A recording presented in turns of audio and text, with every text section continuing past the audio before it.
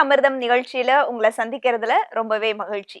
ஒவ்வொரு வாரமும் இந்த நிகழ்ச்சியில ஒவ்வொரு புது புது கான்செப்ட்ல வித்தியாசமான இன்கிரீடியன்ஸை வச்சுட்டு ரொம்ப இன்ட்ரெஸ்டிங்கான சமையலை பார்த்துக்கிட்டு இருக்கோம். அதனுடைய மருத்துவ குணங்களையும் நம்ம டாக்டர் கிட்ட கேட்டுக்கிட்டு இருக்கோம்.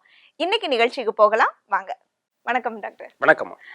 இந்த வாரம் நம்ம என்ன கான்செப்ட்ல என்ன இன்கிரீடியன்ஸ் எல்லாம் வச்சு வித்தியாசமான சமையல்களை பார்க்க போறோம், அதனுடைய மருத்துவ குணங்களை பார்க்க போறோம். இந்த வாரம் முழுவதும் ரசம், அதாவது மருத்துவ குணங்கள் நிறைந்த 5 விதமான ரசம் தான் இந்த வாரம் பார்க்க போறோம். ரசம் நம்ம நார்மலா வீட்டுல செய்வோம். நிறைய ரசங்கள் நம்ம ஹோம் மேக்கர்ஸ்க்கே தெரியும். இதுல என்ன மருத்துவ குணங்கள் இருக்கு அப்படிங்கறது பாத்தீங்கன்னா நிறைய பேருக்கு தெரியாது. இந்த வாரம் ரசம் அப்படின்னு எடுக்கிறதுக்கு என்ன காரணம்? என்ன அடிப்படைனா, என்னுடைய நண்பர் ஒருத்தரோட நான் பேசிட்டு இருந்தேன். அவர் ஹார்வர்டு பல்கலைக்கழகத்தில் சயின்டிஸ்டாக இருக்கிறாரு. அப்போது அவரோட பேசிகிட்டு இருக்கும்போது சாதாரண ஒரு ரசம், நம்ம ஊரில் வைக்கக்கூடிய எந்த விதமான மூலிகை பொருளும் போடாத அந்த ரசத்தினுடைய மருத்துவ குணங்களை அவர் ஆய்வு செஞ்சு பார்த்துருக்கிறார். அப்போ ஆய்வு செஞ்சு பார்க்கும்போது குறைந்தபட்சம் ஒரு 48 விதமான நன்மைகள். வயிற்றில் உள்ள வாயு நீங்குது, அப்புறம் மன அழுத்தம் குறையுது, அதுக்கப்புறம் மனப்பதற்றம் குறையுது, அதுக்கப்புறமா இரத்த ஓட்டம் சீர்படுத்தப்படுகிறது, இதயத்துக்கு போதுமான இரத்த ஓட்டம் கிடைக்குது. இந்த மாதிரியான ஒரு 48 விதமான மருத்துவ குணங்கள் சாதாரண ரசத்தில் இருக்குது அப்படின்னு சொல்லிட்டு அவர் சொன்னார். ரொம்ப ஆச்சரியமா இருக்கு டாக்டர். ஏன்னா நம்ம சாதாரணமா சில நேரங்கள்ல பாத்தீங்கன்னா எதுவுமே சமைக்க பிடிக்கலைன்னா அல்லது கடகடன் செய்யணும்னா ஒரு ரசம் ஒரு காய் அந்த மாதிரி செஞ்சு கூட விட்டுருவாங்க. அதுல இவ்வளவு பலன்கள் இருக்கு அப்படின்னு நிச்சயமா யாருக்கும் தெரிஞ்சிருக்காது. சரி, இன்னைக்கு நம்ம என்ன ரசம் செய்ய போறோம்? இன்னைக்கு அன்னாசி பழ ரசம். வழக்கமான ரசம் மாதிரி தான் இதுவும். இந்த புளிப்புக்காக அன்னாசி பழத்தை கொஞ்சம் கூடுதலா கடைசியில விட்டு நம்ம ரசம் செய்ய போறோம். ஸோ இனிப்பு, புளிப்பு, காரம், ஒரு மாதிரி உப்பு சுவை எல்லாமே கலந்த ஒரு ரசமா இன்னைக்கு இருக்க போகுது. அன்னாசி பழம் அந்த ரசத்துல சேர்க்கறது அப்படிங்கிறது என்ன மாதிரியான குணங்கள் அதுக்கு இருக்கும் டாக்டர்? பொதுவாக அந்த அன்னாசி பழத்துக்கு நிறைய மருத்துவ குணங்கள் உண்டு. குறிப்பா நம்ம இதுல சேர்க்கும் போது என்ன விதமான நன்மைகள் கிடைக்கும் அப்படின்னாச்சுன்னா, மூட்டு வலி. இப்போ நிறைய பேர் சின்ன குழந்தைங்களே பார்த்தீங்கன்னா, ஒரு நேற்று முந்தா நாள்லாம் பார்த்தீங்கன்னா ஒரு சின்ன பொண்ணு எனக்கு ரொம்ப மூட்டில் வலிக்குது, காலில் தசை பிடிப்பு ஏற்படுது, எனக்கு ஓடி விளையாட முடியல அப்படிங்கிற மாதிரியான ஒரு பிரச்சனைகள்லாம் வருது. என்னன்னு பார்த்தோம்னா, ரொம்ப நாளாக அவங்க இஞ்சி பூண்டு இந்த மாதிரியான விஷயங்கள்லாம் அவங்க குழந்தைங்களுக்கு சேர்க்காமலே இருக்கிறாங்க. இந்த ரசம் அப்படிங்கிறத பொறுத்த வரைக்கும் ரொம்ப சிம்பிளாக நீங்கள் சொன்ன மாதிரி ரொம்ப எளிமையாக குறுகிய நேரத்தில் செய்யக்கூடிய ஒரு விஷயம்தான். ஆனால் நிறைய மருத்துவ குணங்கள் நிறைஞ்சிருக்குது. இதுலேயே நம்ம கூடுதலான அந்த அன்னாசி பழத்தை சேர்க்கும்போது மூட்டு வலி, மூட்டுக்கு பலம் ஏற்படுத்தக்கூடிய தன்மையும் மூட்டு வலி வராமல் தடுக்கக்கூடிய தன்மையும் அந்த அன்னாசி பழத்துக்கு உண்டு. அதுவும் அதோட கூட நம்ம பூண்டு, மிளகு இதெல்லாம் சேர்க்கறதுனால அதனுடைய நன்மைகள் பல மடங்கு மேம்பட்டு நமக்கு கிடைக்கும்.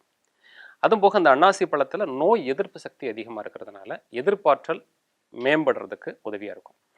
பருவ காலங்கள் எந்த காலங்கள் மாறி வந்தாலும் சரி, அது வெயில் காலமாக இருந்தாலும் சரி, அல்லது பனி காலமாக இருந்தாலும் சரி, மழை காலமாக இருந்தாலும் சரி, காற்று காலமாக இருந்தாலும் சரி, அந்த காலத்துக்கு தகுந்த மாதிரி உடலுக்கு தகவமைப்புனா அந்த காலத்துக்கு வரக்கூடிய நோய்களை வராமல் தடுக்கக்கூடிய ஆற்றலை உடம்புக்கு கொடுக்கக்கூடிய தன்மை இந்த ரசத்துக்கு உண்டு. நிச்சயமா நீங்க சொன்ன எல்லா விஷயத்தையும் வச்சுட்டு எனக்கு உடனடியா இது எப்படி சமைக்கிறது, சமைச்சு பார்த்துட்டு அதனுடைய சுவை எப்படி இருக்கும் அப்படின்னு தெரிஞ்சுக்கிற ஆர்வம் வந்துருச்சு. அன்னாசி பழ ரசம் எப்படி செய்யறது அப்படிங்கிறத பார்க்கலாம். அன்னாசி பழ ரசத்துக்கு தேவையான பொருட்கள் என்னென்ன அப்படிங்கிறத இப்போ பார்க்கலாம். அன்னாசி பழம் கட் பண்ணி வச்சுருக்கோம், சுத்தம் பண்ணி, கொடம்புளி கரைச்சி வச்சுருக்கேன், கருவேப்பிலை, அன்னாச்சி பழத்தை அரைச்சி ஜூஸ் எடுத்து வச்சுருக்கேன், பெருங்காயம், பூண்டு, தக்காளி மேஷ் பண்ணது, கல்லுப்பு, மஞ்சள் தூள். ரசப்பொடி செய்யறதுக்கு தேவையான பொருட்கள் எடுத்து வச்சுருக்கேன். மிளகு, துவரம்பருப்பு, வெந்தயம், சீரகம், கருப்பு உளுந்து, இதை எல்லாத்தையும் சேர்த்து அரைச்சு நம்ம வச்சுக்க போகிறோம். இதை நம்ம கெட்டு போகாது, எத்தனை நாளைக்கு வேணாலும் இதை நம்ம பயன்படுத்தலாம். எல்லா ரசம் செய்யறதுக்கும் இதை உபயோகப்படுத்தலாம். அன்னாசி பழ ரசம் எப்படி செய்யறது அப்படிங்கிறத பார்க்கலாம். அதுக்கு முன்னாடி நான் இந்த தக்காளியை மேஷ் பண்ணுறதுக்கு ஈஸியான வழி ஒன்று காட்டுறேன். அதாவது சுடுதண்ணியில் தக்காளியை போட்டு கொஞ்சம் கொதிக்க வச்சுட்டு மேஷ் பண்ணோன்னா சுத்தமாக நல்லா ஜூஸ் எல்லாம் வந்துடும், நல்லாவும் இருக்கும். அதையும் பண்ணிடுறேன். நான் இதில் தண்ணி ஊற்றி தக்காளியை போட்டு வச்சுருக்கேன். அது ரெடி ஆகிறதுக்குள்ளே நம்ம ரசப்பொடி தயார் செஞ்சிடலாம். இப்போ நம்ம ஜாரில் ஒரு கைப்பிடி அளவு நான் துவரம்பருப்பு எடுத்துக்கிறேன், கருப்பு உளுந்து,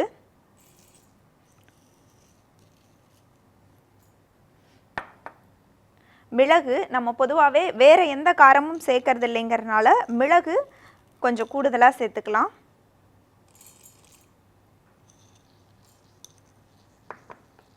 வெந்தயம் கொஞ்சம், சீரகம். ரசத்துக்கு அந்த வாசனைக்கு சீரகம் முக்கியமானது, அதனால் சீரகம் கொஞ்சம் கூடுதலாகவே சேர்த்துக்கலாம். இப்போது இதையெல்லாம் சேர்த்து அரைச்சி நான் பவுடர் பண்ணிக்க போகிறேன்.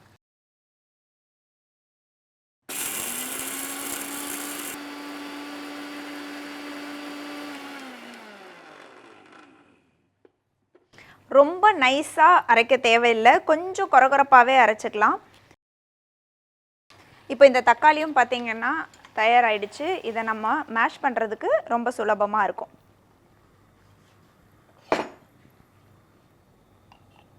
அடுத்ததாக நம்ம ரசம் எப்படி தயாரிக்கிறது அப்படிங்கிறத பார்க்கலாம். இப்போ வானல் லேசாக சூடானோன்னே கொஞ்சோண்டு நல்லெண்ணெய் சேர்த்துக்கிறோம். எண்ணெய் காஞ்சதுக்கப்புறமா நம்ம கழுவி வச்சுருக்கிற கருவேப்பிலையை அதில் சேர்த்துக்கிறோம்.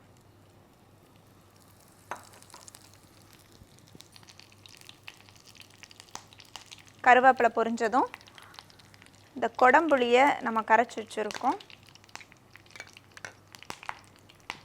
அதை சேர்த்துக்கலாம்.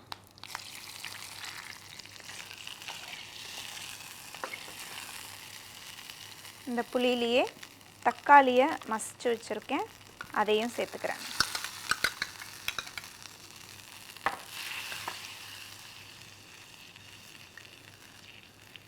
இப்போ இந்த புளிப்புக்கு தகுந்த அளவுக்கு நம்ம தண்ணி சேர்த்துக்கலாம்.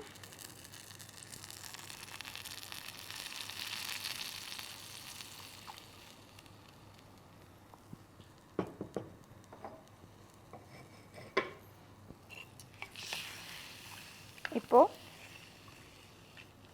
இந்த நேரத்தில் லேசாக சூடாயிட்டு இருக்கும்போது இந்த ரசப்பொடியை நான் இதில் சேர்த்துக்கிறேன். 1 ஸ்பூன் அளவு நான் இதில் சேர்க்குறேன்.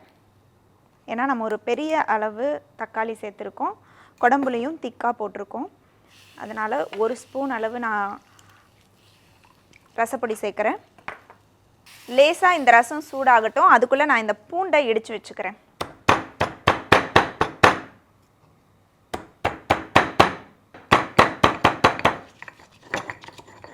இது லேசாக சூடாயிட்ருக்கு. இந்த நேரத்தில் நான் இதில் உப்பு சேர்த்துக்கிறேன். ரசம் பொதுவாக பார்த்திங்கன்னா கொதிக்கக்கூடாது, அது நுரைச்சி வரும்போதே நிப்பாட்டிடணும் அப்படின்னு சொல்லுவாங்க.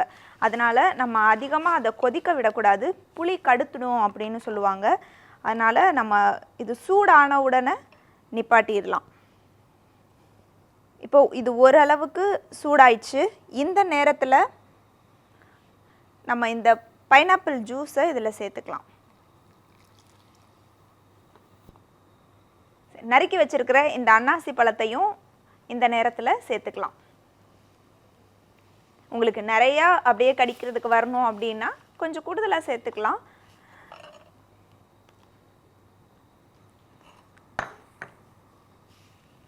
இப்போ பார்த்தீங்கன்னா இந்த ரசத்தில் நுரை வர ஆரம்பிக்குது. இதுதான் சரியான ஸ்டேஜ். இது நல்லா நுரைச்சி வரும்போது நம்ம ரசத்தை நிப்பாட்டிடலாம். நம்ம மண் பாத்திரத்தில் சமைக்கும்போது கொஞ்ச நேரத்துக்கு அந்த பாத்திரத்தோட சூடு சஸ்டெயின் ஆகும். அதனால நீங்கள் இந்த ஸ்டேஜ்லேயே கூட நிறுத்திடலாம். அப்போ தான் இன்னும் ஒரு நிமிஷத்துக்கு அந்த சூடு இருக்கும். நான் இந்த ரசத்தை நிப்பாட்டிட்டேன். இப்போது இதில் நான் பெருங்காயப்பொடி சேர்க்குறேன்.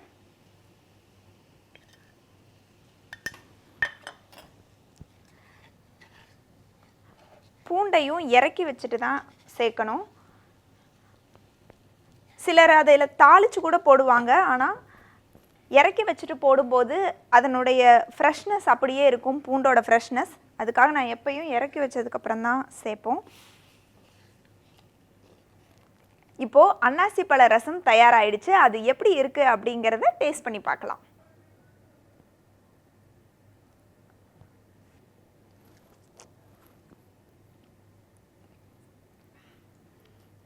ரொம்பவே நல்லா இருக்குங்க.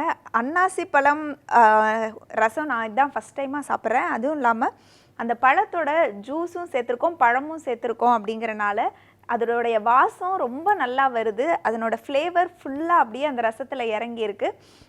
மிளகு, சீரகம்லாம் சேர்ந்து இது ரொம்பவே நல்ல சுவையா இருக்கு.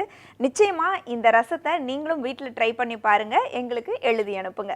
டாக்டர் சொன்ன மாதிரியே அன்னாசி ரசம் எப்படி செய்யறது அப்படிங்கிறத பார்த்தோம். அடுத்ததா நேயர்கள் 2 பேரு தங்களுடைய சந்தேகங்களை கேட்டிருக்காங்க. அதை நம்ம டாக்டர் கிட்ட கேட்கலாம்.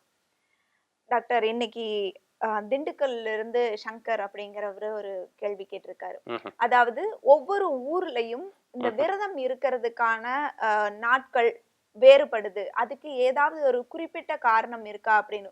ஊருக்கு தகுந்த மாதிரி இந்த கிழமைகள்ல அல்லது ம்ஹ்ம். இந்த பருவத்துல அப்படிங்கிறது மாற்றம் இருக்கு இல்லைங்களா? அது ஏன் அப்படின்னு கேட்டிருக்காங்க. அதுக்கு ஏதாவது காரணம் இருக்கா? இருக்குது. இதுக்கு ரொம்ப விரிவான பதில் சொல்லணும். நம்ம சுருக்கமா அவங்க கேட்டதுக்கான பதில் நம்ம சொல்லிடலாம்.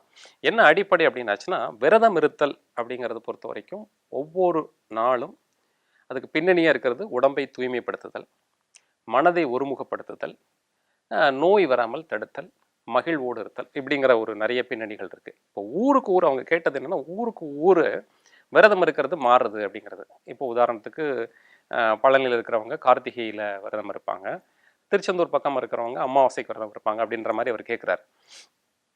பருவ காலங்கள், நிலம், இந்த ரெண்டும் ரொம்ப முக்கியமானது. இந்த பருவ காலம் அப்படிங்கிறதுல வந்து பார்த்தீங்கன்னா நாள், திதின்னு தமிழில் சொல்லுவாங்க.